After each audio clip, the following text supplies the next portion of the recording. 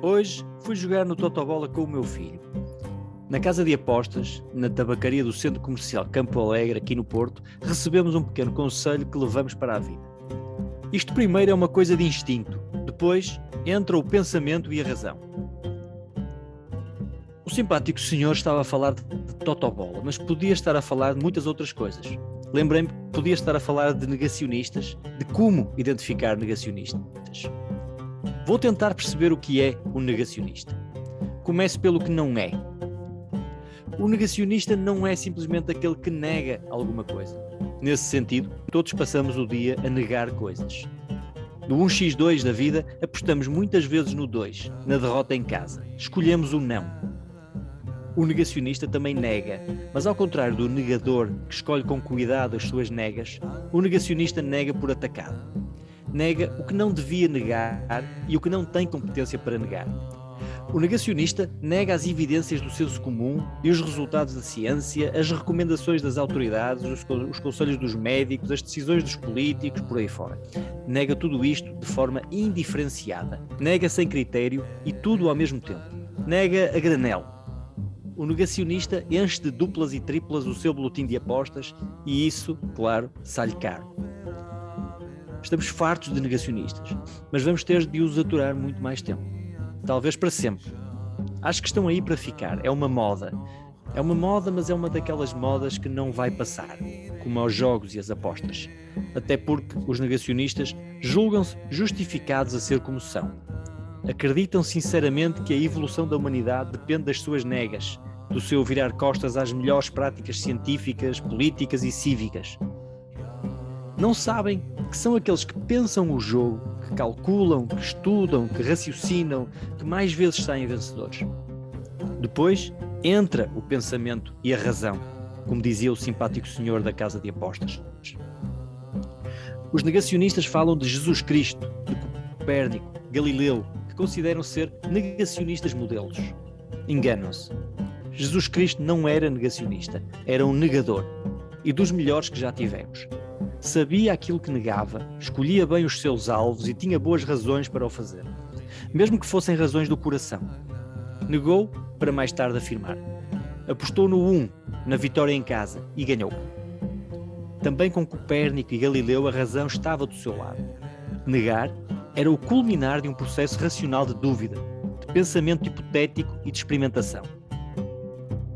Enquanto para um negacionista a nega é o início de um processo, para estes dois foi o seu fim. É por isso que o processo negacionista é o avesso do processo de negação. A negação é racional, o negacionismo é irracional. Mas, afinal, como distinguir um negacionista de um negador? Voltemos à lição de hoje do senhor da tabacaria do Campo Alegre. Isto primeiro é uma coisa de instinto, dizia ele.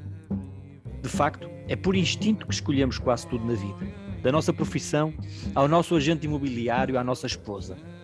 Começa por ser uma questão de feeling, mas alguns sinais podem deixar-nos de sobreaviso.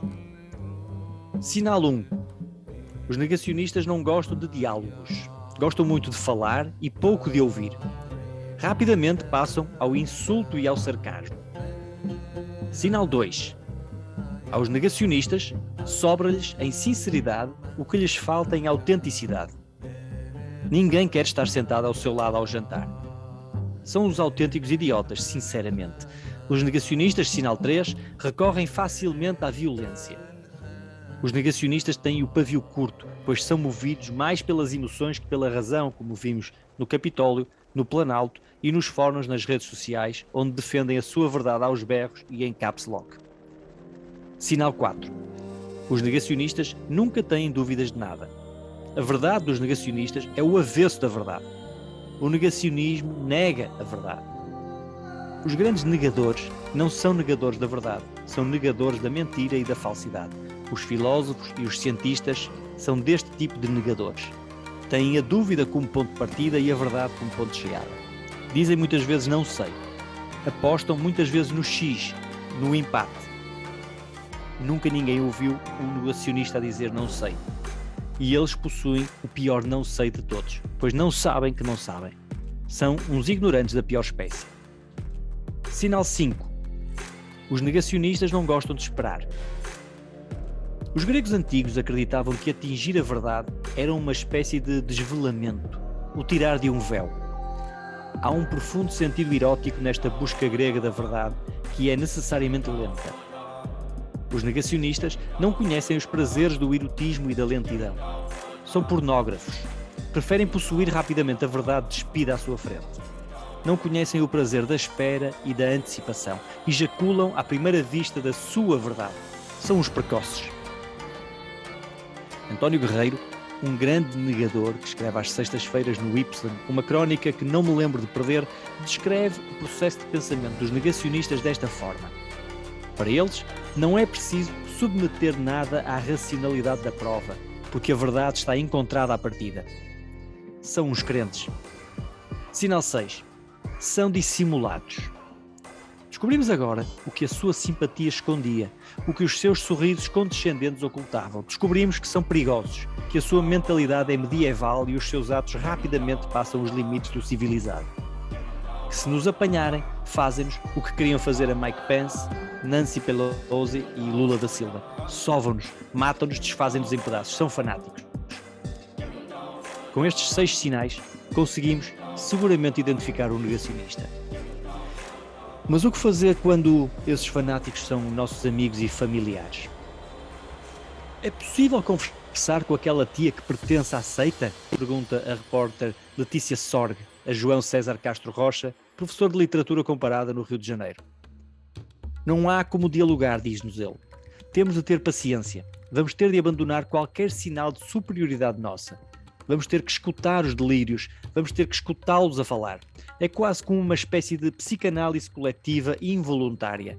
Deixe a sua tia falar.